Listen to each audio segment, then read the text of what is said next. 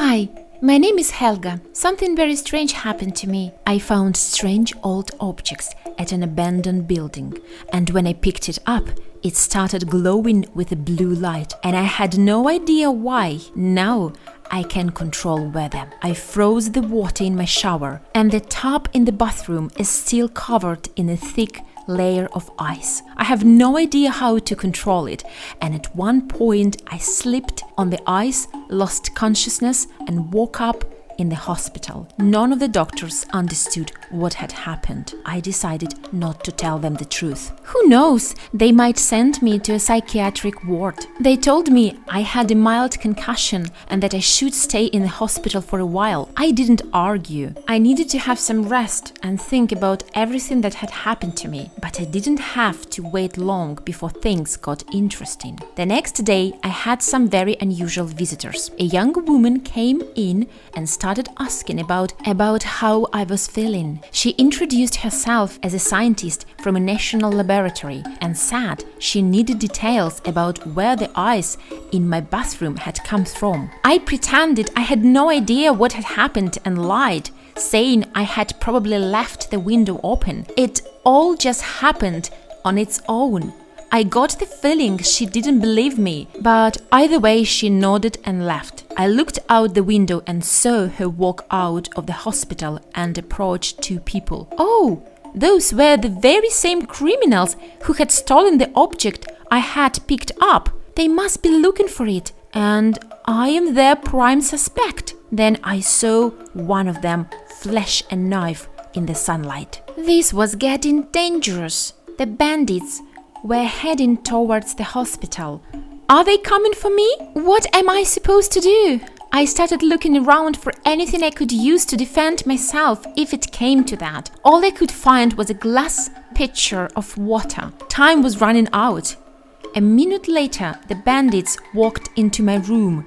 One of them pulled out a knife and moved toward me. I was so frightened that I didn't even notice the tingling sensation returning to my fingers. Suddenly, the bandit stopped.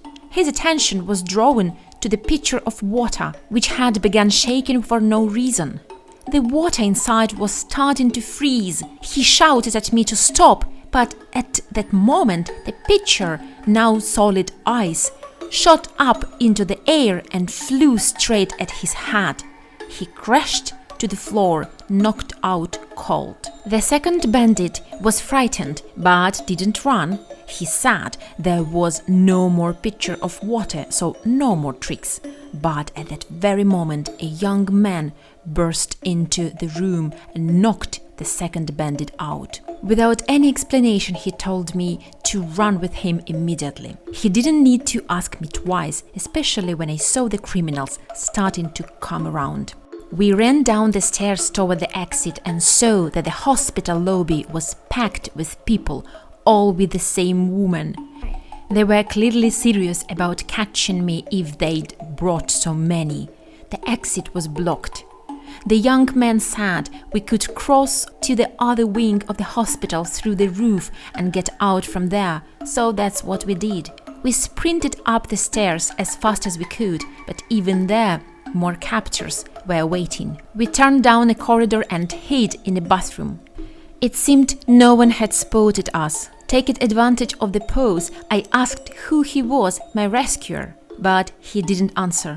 He only said that in this world there are both bad and good people, and that whenever trouble arises, someone always comes to help. It's the law of nature. And if no one comes, that someone is yourself. On those words, 3 bandits burst into the bathroom at once. I already knew what to do. A hose was stuck in one of the tubs. Its other end was sitting in a bucket, apparently left behind by a cleaner. I turned on the water and aimed the hose at the bandits. The moment they were soaked, I concentrated, and in an instant they froze solid. The water turned to ice and they were stuck fast. Perfect. We'd bought ourselves a little time. We ran to the roof. The other wing wasn't far at all. But then we heard a noise. On the horizon appeared a helicopter, black, flying straight toward us. obviously no coincidence. It was coming for us. It was coming for me. Then I noticed a tiny snowflake drifting down. I closed my eyes and everything went very quiet. I pictured in my mind that this was all a dream, that I wasn't really on a hospital roof, but walking with my friends to go sledding during winter break. Snow was falling in big soft flakes, and I was in a wonderful mood. I opened my eyes. The helicopter was right in front of us. We were surrounded. I felt a surge of anger rise inside me. The snow began to fall much harder. A fierce wind picked up. I raised my hands and thunder cracked again right beside me. A full blizzard had begun. The helicopter was tossed from side to side. The snow fell so hard I couldn't see more than 2 meters ahead. The helicopter started to go down. We seized the moment and ran for the other wing. We ducked behind the door of a small storage room and waited. It was so loud and terrifying that we couldn't imagine what would happen next.